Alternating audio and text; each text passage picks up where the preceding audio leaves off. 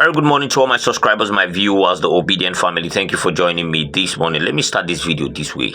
Nigerians have frowned at the reply Bola TINUBU gave on the issue of budget padding and all the criminalities that were on the budget. If we recall, Senator Ningi actually triggered the exposition of what is happening secretly in that budget, and then that further, opened the space for a lot of things to be exposed. Now, the president have called it a bluff and has said that those that are actually, attacking it don't already understand what is in the budget and all that. Clearing it, trust me, is not something that is strange. It's a cartel of those that actually want to mess around with this country, and that is why nobody is not strange to some of us. We are not seeing it as something that is alien. We knew that at the end of the day, that was how it was going to be thrown away, and they allow the haste to actually happen and all that. That's quite unfortunate. I'm going to be showing you his speech and what he said in a meeting with the senators, where he was actually trying to break his fast with them and all that, and then you will get to see. I'm not going to be putting the reactions of Nigerians because some of them are really ugly, so I'm just going to let them slide. But before I start pushing that the whole video to you to see, Femi FALANA have also come out, trust me, and he has exposed the governors. In fact, he said a lot. And one thing I love that man with is that they hide in own, even though sometimes he loses it. I don't understand where he's heading to, where he's coming from, but at the end of the day, whenever it comes to truth speaking, he brings it out exactly the way it's supposed to be, and that is what makes him stand out for us. Trust me, yesterday he did justice to the topic that he was giving, and he went further to actually open up a lot of deep, dirty secrets that are in the government, and lectured Nigerians on some stuff that are very, very, very important. I'm going to be playing that video now so that you actually see it, and when I come back, we'll continue talking about it. Please watch. How do we run our country on the basis of law? Sir, insecurity, unemployment of young people. Because when we are talking of security, we are only talking of physical security, more policemen, gadgets for them. What of social security? Unfortunately, in the north today, terrorism, banditry, and the rest of them have taken over. Because for years, we never bother about the children of the poor. They are now in the bush, armed with guns. I beg you, sir, again through you, as of today, this morning, 100 billion naira has not been accessed in the e.t.c fund. I've sued all the governors, including your excellency, when called, to say you must access the money so that you can use it to get our children in school. 20.2 million Nigerian children are on the street. That shouldn't happen for a rich country like our own. I know what was shared in January, sir. One state collected 38 billion naira. 1 month. Even my own poor state, it collected 6.9 billion. So I'm going to call my governor after this meeting. How many children are still on the street in our state? Now, on the economy, again, I beg you, we can't talk of democracy next time with the way our country is going. Your Excellency, you must run the economy. As bad as this constitution is, there are two areas governors are not addressing. I beg you, I challenge you here, sir. There is the Nigerian National Economic Council. You were chair, sir, former vice president, e.t.c. That is the only body recognized by the constitution, sir, to advise the president on the economy. Not those who have been assembled, who are traders, business people. You ask them to come and advise you on the economy. They are going to advise you in the interest of their pockets. You've seen it, right? Now, I've been saying this very, very strongly. I've been a very, very good advocate of let us not just keep holding, the federal government, Bola TINUBU and others responsible. We need to come down to the state level and start holding these governors by their truths. Because the truth is that as a governor, you have the capacity to change your state. It doesn't matter whether at the federal level things are done right. You as a governor have the capacity to make the lives of your people better. And we've seen this with Alex Oti. We've seen this consistently happening. in Abia. Consistently, every single day, that man is on the helm of affairs, trying to change the narrative, trying to change the status quo, trying to change the lives of the people, undermining the allocation that comes in, trying to open the place up so that investors can come in, trying to open the place up so that people they can get money to actually keep fixing the place. As a governor, you are responsible for your state. Let us not hold the federal only on the truth. Let us come back to the state governors and ask, what have they been doing? You see the exposition of FALANA talking about, I know what they get. All of them got January. I know how much. Some of them got so and so amount. And you can see that he knows it. And then where are all these monies? Where the money they?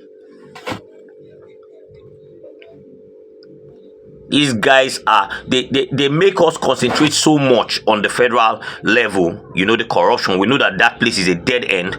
Corruption is prevalent there, but at the end of the day, state governors are also criminals. They are also very corrupt, because with the little Alex Oti is having, look at how far he has been able to, in 9 months, look at what he has been able to achieve.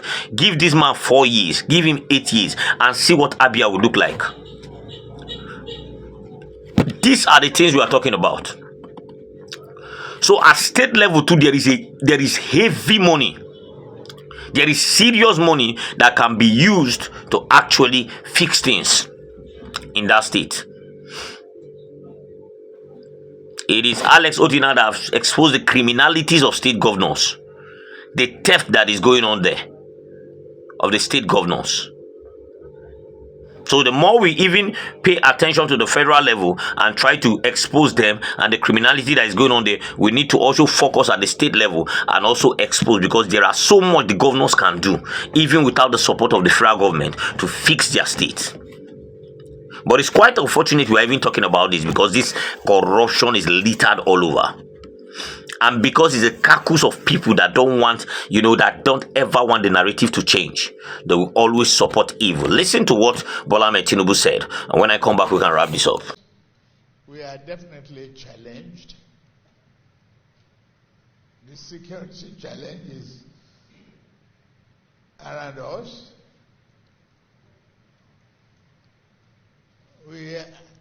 Our armed forces are trying. But we will not allow them to undermine the integrity and the value of our armed forces and the leadership of the armed forces. We will continue to encourage and fight for our sovereignty, our individual right to exist, banish poverty in our society.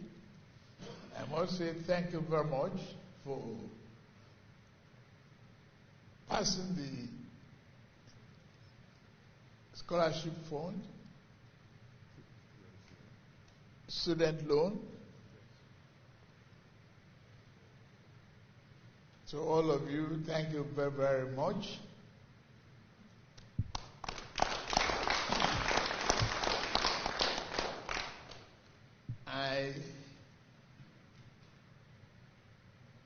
I know the arithmetic of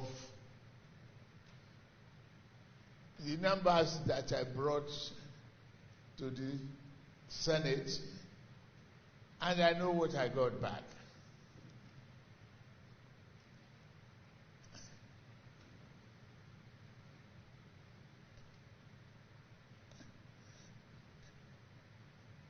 And I appreciate all of you for the expeditious handling of the budget. Thank you very much. Those who are talking of malicious embellishment in the budget didn't understand the arithmetic, and they didn't revert to the number as the baseline of what I brought. But integrity, all of your integrity is intact. I'm very grateful for what you have been doing. The natural challenge that we face will be over. The economic challenge, we're about turning the corner. Our revenue is improved. Now you've seen it, right? You've heard. For me, it's not strange. I didn't expect anything less, because there are no rule of laws here. People do stuff and get away with it. Positions are given to people that have crime, that have committed crimes, that have fraud cases on their necks. In fact, the more you become a hardened criminal, the more you get a higher position in Nigeria. That's what happens. Go and check them generally. Some have issues with e.t.c, some abroad. So the more you are very, very hardened in your criminality and fraud and theft, definitely the more higher you go in the political space of Nigeria. Once you are good and you want to change the trajectory, or you want to change the status quo, you become an enemy of the state. They will hunt you. They will make sure you don't come close to that place. They will do everything possible to keep you out, and they will now instigate the people against you. That is the ones that are not smart, and they will be driving the narrative that you don't have a good plan.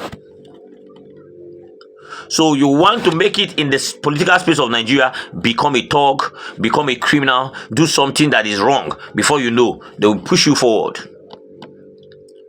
Because we know that the Senate president still have case with e.t.c. We know that. And then the case with e.t.c. is still on, fraud, money laundering, and some other stuffs that has to do with huge amount of monies. And you made him the Senate president, and that is why you can see the haze that is going on. 21 billion just from two ministries for his own constituency. And at the end of the day, watch and see what will happen in that constituency. We had people like David Mark that didn't do anything in his state, in his own locality, and then was really embezzling and doing well, packing the money, put for pocket. We've had series of people that don't pay attention to the man, and that is why it's not strange. If you wash my hand, I wash your hand. From the president to the Senate, to the Senate to the president, that's what is happening. No one is holding anyone accountable. Bring a bill, we'll pass it. We will not even look at it 2 times. Because we are in the system of wash my hand, I wash your hand. Rule of law, 0. The law only deals with the downtrodden and the poor. It has nothing to do with the wealthy and the politician. The politician has the right to break it and nothing will happen. Impunity happening everywhere. I would have extended that FALANA's video to where he started asking the question of who sent those troops to that place. The president is only the one that can send troops for peacekeeping. Who was the one that ordered those troops to go to that place that they were killed? But it's Nigeria,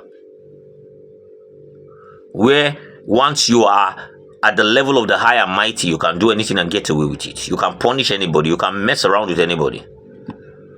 The poor are helpless. There will always be the victims.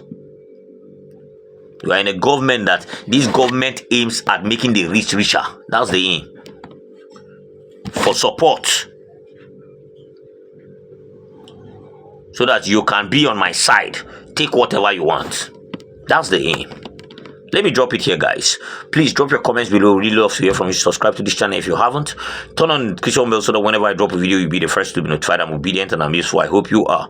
Fingers crossed. Let's keep holding them responsible and see how it pans out. God bless you. I'll see you next time.